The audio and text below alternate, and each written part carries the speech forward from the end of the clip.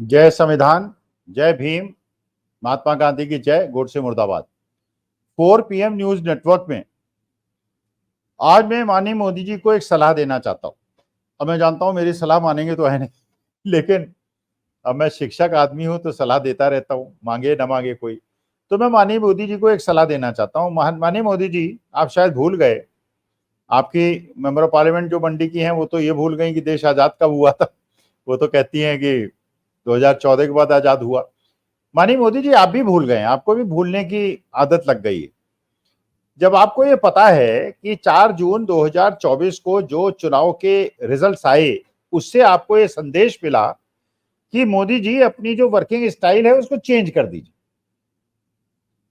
अब ये जो आपका ऑटोक्रेटिक टाइप ऑफ लीडरशिप है इसे खत्म कर दीजिए, थोड़ी डेमोक्रेटिक टाइप ऑफ लीडरशिप अपनाइए। ऐसे प्रस्ताव मत लेके आइए, वो समय नहीं है। आप अध्यादेश लाते थे, हल्ला कराते थे, विपक्षी दलों को संसद से बाहर कर देते थे और उसके बाद जो चाहते थे अध्यादेश बिल पास करा लेते थे। महाराज, वो अब समय नहीं है। अब आप जो है बहुत सारी बैसाखियां आपको टिकाए हुए हैं। जेडीयू है, तेलुगु देशम पार्टी है, एकनाथ शिंदे हैं, चिराग पासवान हैं, और आप ऐसे ऐसे निर्णय ले रहे हैं जैसे कि आपको सामाजिक विषयों की बिल्कुल जानकारी नहीं है और जो वहां मैथमेटिकल स्ट्रेंथ है लोकसभा और राज्यसभा के अंदर उसका आपको ज्ञान नहीं है। तो ये तो राजनीतिक परिपक्वता दिखाता है। आप 3 बिल लेके आए। एक वक्फ बोर्ड का बिल ले आए। आपने सोचा वक्फ बोर्ड में, क्योंकि वक्फ जो है वो मुसलमानों का शब्द है, तो इससे हिंदू मुसलमान के नैरेटिव को फायदा हो जाएगा और देश जो है वो हिंदू मुसलमान बढ़ जाएगा। ये लगेगा कि वक्फ बोर्ड ने जैसे हिंदुओं की संपत्ति पे कब्जा कर रखा है और एक चीजें पैदा हो जाएंगी। लेकिन असली मुद्दा ये, वक्फ बोर्ड की जो जमीनें हैं, ज्यादातर जमीनें जो हैं वो जमीनें बड़े बड़े लोगों ने कब्जाई हुई हैं और वो जो कब्जाई हुई जमीनें हैं और जिन पे उन्होंने कब्जा किया हुआ है उसका तो उन्होंने औने पौने दाम पे काम कर लिया और गरीब आदमी उसमें फंस गया। उसने अपनी छोटे छोटे मकान और छोटी छोटी झुग्गियां बना ली। तो अगर आप उसको लाएंगे और परेशान करेंगे तो छोटा आदमी परेशान होगा, बड़ा आदमी थोड़े परेशान होगा। अच्छा, उसके बाद आपने जो है ब्रॉडकास्ट बिल ले आया। अब ब्रॉडकास्ट बिल आप इसलिए लाए थे क्योंकि आपने देखा था कि आपकी सत्ता की जो चीज जिसके ऊपर आप बैठे हुए हैं वो इस बात पर डिपेंडेंट था कि गोदी मीडिया ने आपको प्रोजेक्ट किया था और आपकी ऐसी छवि बना दी थी कि गुजरात मॉडल है और विश्व के सबसे बड़े नेता हैं और डंका बोल रहा है और बीच में डंका बोल रहा है, यहां डंका बोल रहा है, वहां डंका बोल रहा है। और क्योंकि उसकी कोई प्रतिस्पर्धा नहीं थी और क्योंकि जनता के पास एक ही नैरेटिव पहुंच रहा था और दिन में 100 बार पहुंच रहा था, बार बार पहुंच रहा था कि मोदी जी महान नेता हैं और पंडित जवाहरलाल नेहरू ने भी कुछ नहीं किया, इंदिरा जी ने भी कुछ नहीं किया, लाल बहादुर शास्त्री ने भी कुछ नहीं किया, मोरारजी भाई ने भी कुछ नहीं किया, अटल जी ने भी कुछ नहीं किया, अपनी पार्टी के लोगों ने कुछ नहीं किया। ये गोदी मीडिया फैलाने में लग गया था। उसके अनुसार देश में प्रधानमंत्री मोदी जी के पहले तो देश रहने योग्य नहीं था, जबकि हम लोग तो इतने गौरवान्वित महसूस करते हैं। जब से जन्म हुआ है एक दिन हमको जीवन में नहीं लगा कि भारत में हमको शर्म आई हो। मोदी जी को लगता है कि वो जब से पैदा हुए थे उनको शर्म आती थी और जब वो खुद प्रधानमंत्री बने तभी से उनको शर्म आना बंद हो गया। ये आप बाहर जाके भी बोलते हैं और अब 15 अगस्त 2024 को भी उन्होंने रेड फोर्ट से भी बोल दिया। तो देश की छवि तो माननीय मोदी जी गिराते हैं। अच्छा, ब्रॉडकास्ट बिल इसलिए लाए कि आपने देखा है पिछले 2-2.5 साल के अंदर जो व्यूअरशिप है, जो सुनने वाले लोग हैं वो यूट्यूब को सुनने लगे हैं, वो ओटीटी प्लेटफॉर्म को सुनने लगे हैं। यहां तक की नौबत आ गई है कि जो गोदी मीडिया है वो बंद होने की स्थिति में पहुंच गया है। उनका इकोनॉमिक मॉडल फेल हो गया है। बड़े बड़े करोड़ों की बिल्डिंग्स उन्होंने बना ली, आलीशान बिल्डिंग, सेंट्रल एयर कंडीशनड, अपने बड़े बड़े लाखों के एंकर्स चुन लिए और खर्चे बढ़ा लिए। अभी तक तो ठीक है, मोदी जी की सरकार है, गवर्नमेंट एड भी मिलते हैं, गवर्नमेंट के दबाव में प्राइवेट सेक्टर भी उनको एड देता है। तो एक तिकौड़ी बनी हुई है कि गोदी मीडिया सरकार और पूंजीपति पूंजीपति गोदी मीडिया को पैसे देते हैं, गोदी मीडिया मोदी जी को प्रोजेक्ट करता है, मोदी जी आदेश प्राइवेट सेक्टर को करते हैं, वो गोदी मीडिया में ट्वीट। ये बिल्कुल एक प्रकार का त्रिकुट बन गया है। अब इसके खिलाफ एक नई विधा शुरू हो गई और यूट्यूबर्स ने एक प्रकार से पिछले 1.5-2 साल के अंदर गोदी मीडिया के बिल्कुल पहुंच को और पकड़ को खत्म कर दिया। अब जनता के पास 2 नैरेटिव पहुंचने शुरू हो गए, एक तो गोदी मीडिया पहुंचा रहा था और दूसरा ये यूट्यूबर्स पहुंचा रहे थे। और जैसे जैसे समय बीतता चला गया, यूट्यूबर्स की संख्या बहुत ज्यादा बढ़ गई और देश के अंदर एक बहुत बड़ा इन्फ्लुएंसर ग्रुप और ऐसे पढ़े लिखे समझदार लोग और देशभक्त लोग पैदा हो गए जिन्होंने गोदी मीडिया देखना ही बंद कर दिया। अब वो केवल यूट्यूब देखते हैं, उनको देश की सच्ची अच्छी सच्चाई देखने को मिलती है और उनको ऐसे लोगों से सच्चाई सुनने को मिलती है जो डरते भी नहीं है और जिनको किसी लाभ और हानि की चिंता भी नहीं है, लगे हुए देशभक्ति में और यूट्यूब में अपना जो सच्ची बात राष्ट्रहित की बात होती है वो करते हैं। अच्छा, जब मैंने भी आज से 8-9 महीने पहले यूट्यूब ज्वाइन किया था और 2-3 चैनल पे जाना शुरू किया था, तो सबसे बड़े चैनल है आज की तारीख में, उनकी भी 7-8 करोड़ पर मंथ की व्यूअरशिप थी। आज 40 करोड़ की व्यूअरशिप 8 महीने के अंदर है, माने 7 टाइम्स बढ़ गई, 7 महीने में 7 टाइम्स। और गोदी मीडिया की कम हो गई। तो गोदी मीडिया और यूट्यूबर्स के बीच का जो परसेंटेज था वो बिल्कुल ही यूट्यूबर्स के फेवर में चला गया और बहुत सारे चैनल आज की तारीख में अगर टोटल आप देखेंगे तो 400-500 करोड़ व्यूज पर मंथ होते हैं यूट्यूब के अंदर।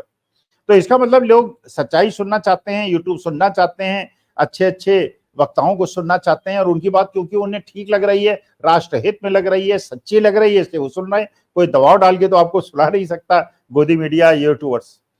तो वो ब्रॉडकास्ट बिल लाया गया जिसमें अंकुश लगाने की कोशिश हुई कि सरकार कमेटी बनाएगी, कमेटी देखेगी, आदेश करेगी। मानी बात है, गोदी मीडिया पे वो कोई आदेश नहीं करेगी, उसमें हस्तक्षेप नहीं करेगी, उनके हितों की रक्षा होती रहेगी और यूट्यूबर्स को तब वो करा जाएगा, उनके वीडियो डिलीट कराए जाएंगे, उनको जेल भेजा जाएगा, उनको उनके चैनल को बंद किया जाएगा। अर्जी फर्जी चार्ज में जब कोई सच्चाई भी बोलेगा, अडानी अंबानी की भी अगर बुराई कर देगा, उसका चैनल बंद हो जाएगा, उसके वीडियो उसको डिलीट कर दिया जाएगा।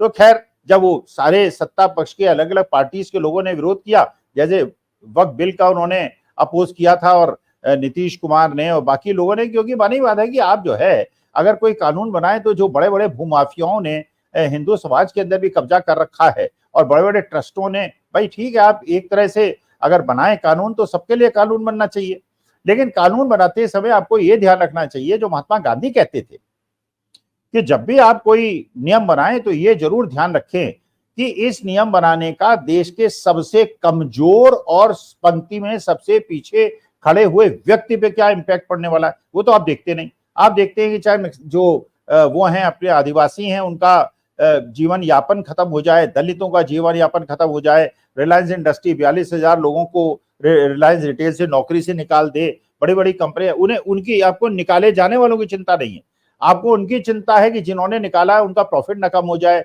शेयर मार्केट न क्रैश कर जाए। तो ये इसलिए यूट्यूबर्स पे लगाम लगाने के लिए ये किया गया। लेकिन जब दबाव पड़ा और चारों तरफ से पता चला इसमें तो पूरा देश आपके खिलाफ खड़ा हो जाएगा, तो फिर दोबारा घुटने टेक दिए। जैसे वक्फ बिल को वापस ले लिया था, उसी प्रकार से ब्रॉडकास्ट बिल को वापस ले लिया। अब एक और बिल ले आए थे ये, जिसमें फिर लेटरल एंट्री की बात होने लगी थी और जॉइंट सेक्रेटरी, पहले तो जॉइंट सेक्रेटरी लेवल की लेटरल एंट्रीज की बात हो रही थी, अब एडिशनल सेक्रेटरी पे लेटरल एंट्रीज की बात हो रही है।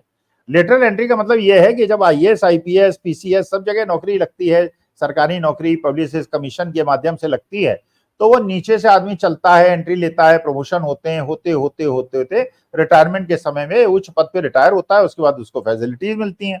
अच्छा, पहले कांग्रेस के जमाने में निर्णय लिया गया था कि 2-3 अगर लाख नौकरी आप देंगे, उसमें कभी 2-3 ऐसे लोगों को प्राइवेट सेक्टर से लेके आ जाएंगे, उन्हें सीधे जॉइंट सेक्रेटरी लेवल पे आईएएस बना देंगे, जो कि अपने क्षेत्र के विशेषज्ञ हैं। मान लीजिए कोई एटॉमिक पावर का एक्सपर्ट है, कोई साइंटिस्ट है, कोई इकोनॉमिक्स का प्रोफेसर है। अब वो जैसे अमेरिका के अंदर आप जानते हैं कि अमेरिका के अंदर जो ज्यादातर मिनिस्टर्स होते हैं और सेक्रेटरीज होते हैं वो प्रोफेसर होते हैं, क्योंकि उन्हें विशेषज्ञों की आवश्यकता हमको भी है। तो यहां तक तो ठीक है कि आप हर साल 4-5 लाख नौकरी दे रहे हैं, तो 3-4 लोगों को आपने लेटरल एंट्री दे दी, लेकिन अगर आप डायरेक्ट सरकारी नौकरी तो दे ही नहीं रहे, हर जगह ठेके से लोगों को रख रहे हैं। और ये अब आपने आईएएस में भी ठेका शुरू कर दिया कि मतलब प्राइवेट सेक्टर के 3-4 लोगों के बजाय आप 50 लोगों को ले लेंगे, सीधे उनको ज्वाइंट सेक्रेटरी, एडिशनल सेक्रेटरी बना देंगे। अच्छा, उसके बाद ये भी आरोप लग रहा है बाजार के अंदर, यह अफवाह है कि जिन लोगों को आप ले रहे हैं वो वास्तविकता में ये भी पता होना चाहिए किस प्राइवेट सेक्टर से आए हैं और उनकी विशेषज्ञता क्या है। अगर वो प्राइवेट सेक्टर केवल 2 बड़े बड़े देश के सबसे बड़े पूंजीपतियों की है और वो उन्हीं विभागों में उनकी 3-4 साल तक नियुक्ति होती है, जिन विभागों से उनकी नियुक्ति होने की वजह से उन पूंजीपतियों को फायदा होता है, तो 3-4 साल के लिए एज ए डेपुटेशन पे आते हैं, एक अपना टारगेट लेके आते हैं, पूंजीपतियों के इशारे पे आते हैं और उनके जो बिल हैं उनके समर्थन करते हैं। कोयले खदानों के ऊपर उनको बिठा दिया जाता है, जंगलों पे बिठा दिया जाता है, एलोकेशन वेलोकेशन करके, मालिक का काम करके। जिस प्राइवेट सेक्टर बड़ी पूंजीपति के यहाँ से आए थे डेपुटेशन पे और उनका काम निपटा के फिर उसी कंपनी। तो एक ट्रांसपेरेंसी की आवश्यकता है कि जो पहले लेटरल एंट्री में लोग आए और अब जो लेटरल एंट्री में लाने की बात थी, जो लोगों ने जांच की बात की, ये बातें उठनी शुरू हो गई। उसमें कितने किस जात के लोग थे? क्या उसमें केवल सवर्ण जाति के लोग थे या दलित और ओबीसी भी थे? और ये भी पता चलाने की मांग हुई कि साहब उसमें कौन सा ऐसा है, किस कंपनी से आया, किस प्राइवेट सेक्टर से आया और क्या उन्हीं 2 प्राइवेट सेक्टर से आया कि बाकी जगह से आया? जो उसकी स्पेशलाइजेशन थी, क्या सरकारी जॉइंट सेक्रेटरी बनने के बाद उसी विशेषज्ञता पे उसको नौकरी दी गई या वहां नौकरी दी गई जहां पे पूंजीपति को फायदा होने वाला था, आर्थिक लाभ होने वाला था? और उसके बाद ये जब जांच की बात हुई, सरकार ने वो भी वापस ले लिया। अब कह रहे हैं नहीं साहब वो भी नहीं लेके आएंगे, अब लेटरल एंट्री यूपीएससी को भी लिख दिया, अब कोई लेटरल एंट्री की बात नहीं होगी, अब तो सीधे जिस प्रकार से कच्चा। तो इसका मतलब यह है कि मोदी जी, जब आपको ये बात समझ में आ गई है, ये पुराना वाला समय नहीं है, अब ये एनडीए की गवर्नमेंट है, मोदी जी की गवर्नमेंट नहीं है। एक तरह से ये एक छत्र राज्य नहीं है कि जो चाहेंगे हो जाएगा। तो इस प्रकार की पहली बात तो आप बिल क्यों लाते हैं, बिना लोगों से बात करे क्यों लाते हैं, और लाते हैं तो इसको वापस क्यों ले लेते हैं?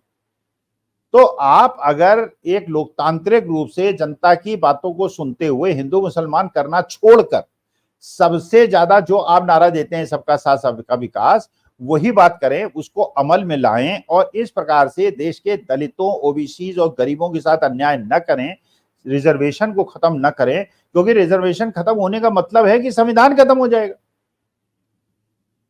और अगर संविधान खत्म हो जाएगा तो देश टूट जाएगा। तो हमारा कहना, हमसे आपसे निवेदन तो केवल ये करना चाहते हैं कि अब इस प्रकार के अध्यादेश और बिल लाने की आपको जरूरत नहीं है, क्योंकि बार बार जब आप घुटने टेकते हैं और बिल वापस लेते हैं तो आपने जो एक छवि बना रखी है कि मोदी जी झुकते नहीं है, जो चाहते हैं वो कर लेते हैं, मोदी है तो मुमकिन है, उस पे छवि पे नुकसान पहुंचता है, आपके रेपुटेशन पे नुकसान पहुंचता है। और क्योंकि आप देश के प्रधानमंत्री हैं और हम आपकी बहुत ज्यादा इज्जत करते हैं और बार बार आपको घुटने टेकते हमको देखना अच्छा नहीं लगता, इसलिए आपसे निवेदन करते हैं कि आगे से इस प्रकार के बिल लाए। हिंदू मुसलमान का नैरेटिव अब चल नहीं रहा है, आपको देश की जनता का, देश के किसानों का, देश के बच्चों का, अग्निवीर योजना, एमएसपी की गारंटी, इन सब चीजों से सोचना चाहिए और सारी की सारी देश की संपत्ति पूंजीपतियों को सौंपने के बजाय देश के गरीब और सामाजिक रूप से, आर्थिक रूप से पिछड़े हुए लोगों के बीच में वितरित करनी चाहिए। सारा का सारा धन चंद हाथों में संगठित होकर चला जाए, ये मोदी जी उचित नहीं। तो इस प्रकार बिल लाके फिर उसको विड्रॉ करते हैं, माफी मांगते हैं, तपस्या में कमी की बात करते हैं, आपकी छवि खराब होती है, हमको शर्म आती है, क्योंकि आप जब झुकते हैं हमें अच्छा नहीं लगता। कानून ऐसा लाइए जो राष्ट्र हित हो और सबसे बात करके लाइए और उसको वापस लेने की आवश्यकता ना पड़े। धन्यवाद, नमस्कार और प्रणाम।